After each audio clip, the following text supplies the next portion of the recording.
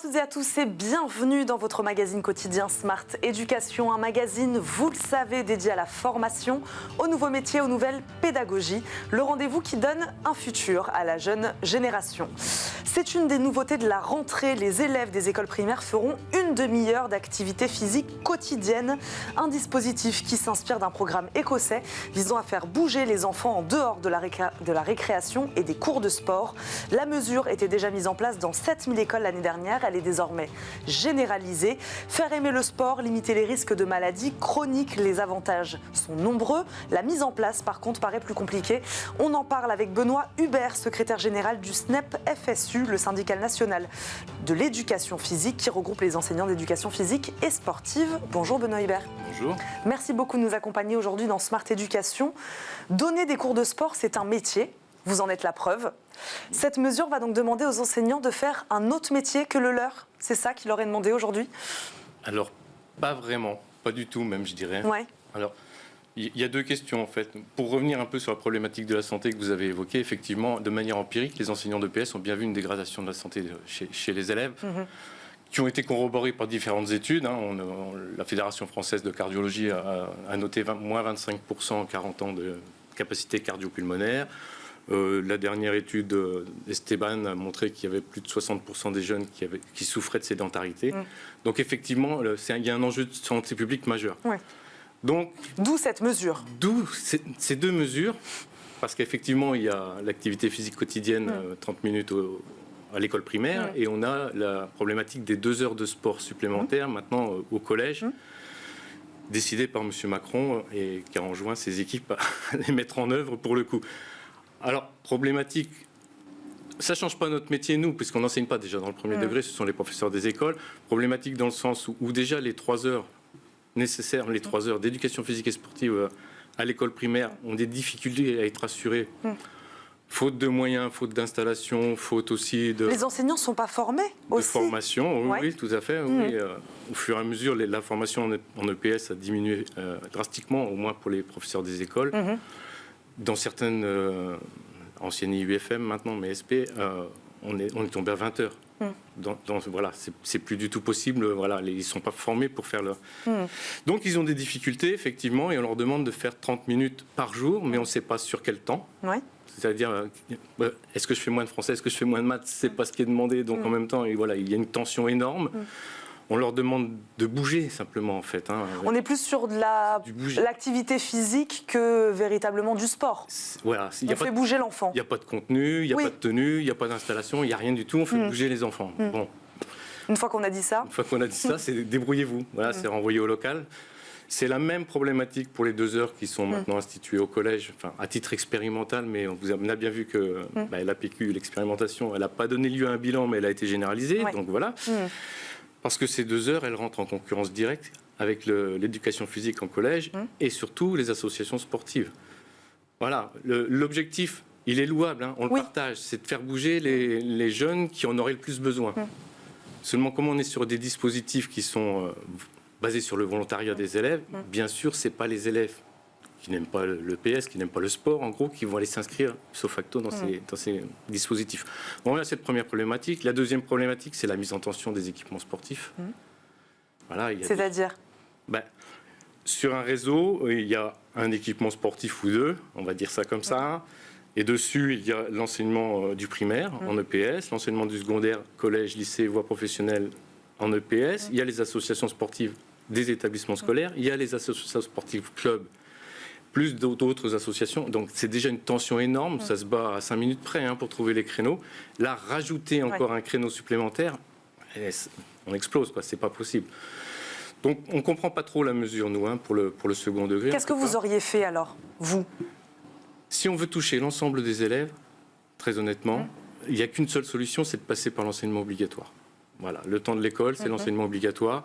Et donc nous, ce qu'on demande, c'est à augmenter le temps de l'EPS. Nous, on propose 4 heures d'EPS pour tout le monde. 4 heures par semaine pour tout le monde, comme obligatoire. Ça s'est fait en 6e et on a vu la plus-value en 6e. Donc, on passerait à 4 heures pour tous les niveaux, avec une attention particulière sur le lycée, parce qu'en lycée, ils n'ont que 2 heures. Mais bon, si on déduit les temps de déplacement, de changement de tenue, etc., en fait, ils font 1 heure, quoi, en gros.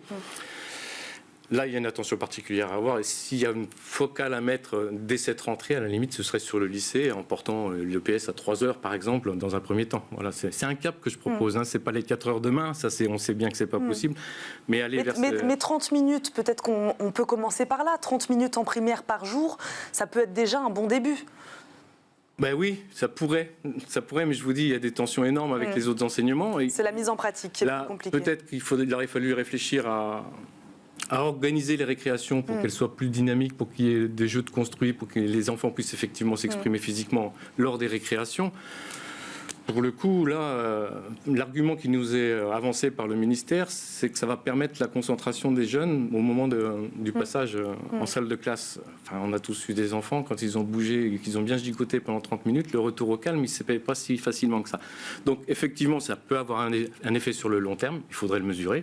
Oui, sur la concentration, c'est ça, sur la réussite scolaire. Oui. Vous y croyez pas à ça ? J'y crois à l'intérêt du sport pour... Sinon, je ne ferais pas ce métier-là, oui, tout à fait. Non, j'y crois, mais c'est pas quelque chose qui va arriver du jour au lendemain. C'est quelque chose qui se construit sur le long terme. Et le problème des expérimentations, c'est qu'elles ne sont jamais mesurées. Ou alors sont mesurées... C'est ce que vous disiez, il n'y a pas eu véritablement de bilan. Non, aucun. Il n'y a eu aucun bilan.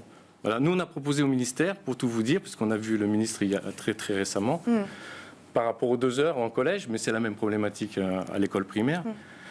Puisque c'est une expérimentation les 2 heures, nous on demande une expérimentation parallèle sur l'augmentation du temps de l'EPS. Et puis qu'on mesure la plus-value de l'un et de l'autre pour faire un peu des choix éclairés pour la suite.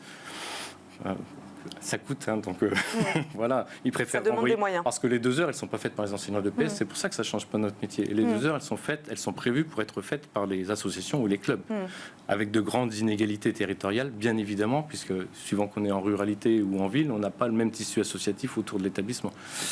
Donc voilà, il y a plein de problèmes en fait à cette mise en œuvre. Benoît Hubert, pour beaucoup, le sport est encore considéré comme un enseignement anecdotique. Oui. Malheureusement, j'imagine. Cette mesure peut-elle aider, selon vous, ne serait-ce que déjà à redorer l'image du sport, d'en faire une activité quotidienne pour ces enfants?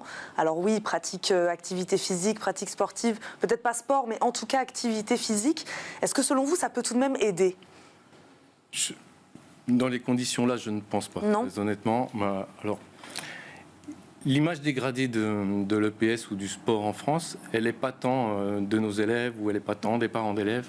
Elle est beaucoup plus de nos élites, en gros. Voilà. C'est eux qui ont du mal et qui ne comprennent pas. En fait, ils ne comprennent même pas ce qu'on fait en EPS dans les établissements scolaires. Il y a des sections sportives scolaires, il y a des associations sportives, il y a des options, il y a tout un tas de dispositifs qui existent déjà. Mais on s'aperçoit qu'il y a une méconnaissance totale de l'institution, de ce qui est fait et de ce qui se fait.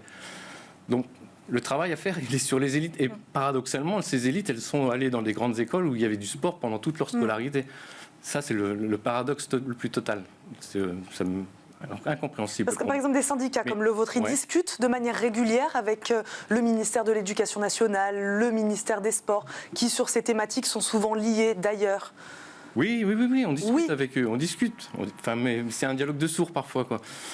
Quand vous discutez avec le directeur de cabinet et qui vous dit de toute façon, moi en EPS, je ne comprends rien, déjà la discussion est un peu plus difficile. Parce qu'après, on rentre sur des problématiques. Si on veut reconnaître dans le milieu scolaire l'importance de la pratique physique et sportive, il faut qu'à un moment donné, elle puisse être valorisée dans les certifications.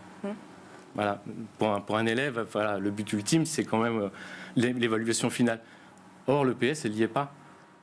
Au collège, on n'est pas évalué en EPS. Voilà. Et au lycée, la part des pratiques physiques pures, je parle, elle ne vaut plus. Donc le fait de ne pas le mettre, de ne pas avoir d'examen finalement, ou de ne pas mettre de diplôme ou de certification, ça en enlève. Ça dégrade l'image. Ça en enlève l'intérêt. Bien sûr. Auprès de l'élève. Oui, il s'investit moins puisque de toute façon l'évaluation ne compte pas ou peu.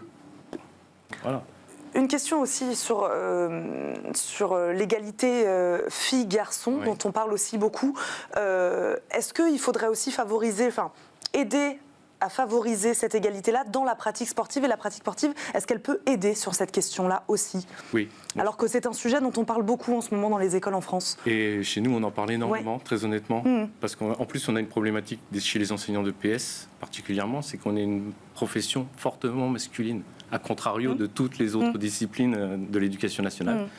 On est à 60% d'hommes et 40% de femmes. Et plus ça va, plus la part des femmes diminue. Donc, déjà, en termes d'image, pour une jeune fille, avoir que des hommes en tant que prof, voilà, ça pèse et ça coûte énormément. Après, on a une problématique aussi, c'est... la question de la mixité, elle est parfois difficile dans certaines disciplines scolaires. C'est difficile de faire de la danse, mais on s'y attache à des garçons, comme c'est difficile de faire du foot à des filles. Voilà. Mais nous c'est notre cœur d'activité, en gros. Donc oui, on travaille à l'égalité le plus possible, mais ils ont besoin, je vous dis, d'exemples, d'images auxquelles se référer, et ça manque un petit peu. Est-ce que vous vous sentez soutenu? On a parlé évidemment de votre lien avec le ministère. Est-ce que vous vous sentez soutenu par les chefs d'établissement? De manière générale, oui. Oui. Très honnêtement, parce que les enseignants de PS en général amènent une dynamique particulière dans l'établissement. Voilà, ils font des projets beaucoup, ils sortent leurs élèves beaucoup, ils font les rencontres inter-établissements, ce qui permet aussi de brasser. Donc, oui, et puis on est très dynamique aussi sur la question des projets dans les établissements. Donc, on a un intérêt particulier parce qu'on sait organiser aussi des choses. Voilà. Après, oui, non, les chefs d'établissement, de manière générale, sont plutôt intéressés par les enseignants de PS, oui. Benoît Hubert, il nous reste une petite minute, 1 minute 30. Est-ce que l'objectif de l'EPS dépasse, c'est un peu ce que vous disiez tout à l'heure, dépasse celui de donner une activité sportive à un enfant? C'est-à-dire que, est-ce que vous pensez que sa pratique à l'école puisse créer peut-être aussi des vocations? Là, on parlait de favoriser l'égalité filles-garçons, par exemple, aussi, favoriser la réussite scolaire, on en a parlé un tout petit peu, créer des vocations aussi, c'est évidemment dans un coin de votre tête. Ah bah oui, comme tout professionnel, c'est le plus beau métier du monde, voilà, de toute façon. Mais bon, les conditions sont rendues difficiles, mais ça, on espère que ça va s'améliorer. Non, mais on parle beaucoup trop de la santé, on en parle, mais c'est à juste titre, hein, et c'est pas un souci en soi, sauf que c'est pas un motif d'agir pour les jeunes. Il faut recentrer ça sur les pratiques physiques, sportives et artistiques, puisque c'est le cœur de notre métier. Les recentrer là-dessus. Leur donner une passion? Oui, pour qu'ils puissent entrer en culture, la transformer, voilà, et s'inscrire dans leur monde, dans le monde de maintenant, quoi, en gros. Et puis pouvoir la transformer aussi un peu par l'avenir. Donc oui, c'est des choses d'avenir qu'il faut qu'on travaille et qu'on pense et qu'on réfléchisse tous ensemble, ministère compris, ce serait bien. Eh ben, on va terminer sur ces mots. Merci beaucoup, Benoît Hubert, d'avoir été avec nous aujourd'hui dans Smart Éducation. Je rappelle, vous êtes le secrétaire général du SNEP FSU, Syndicat national de l'éducation physique. Merci beaucoup d'avoir été avec nous, d'avoir répondu à nos questions. Merci à vous de nous avoir suivis. On se retrouve très très vite, bien sûr, pour un nouveau numéro de Smart Éducation. Je vous souhaite à tous une très bonne journée. Je vous dis à très vite sur Bismart.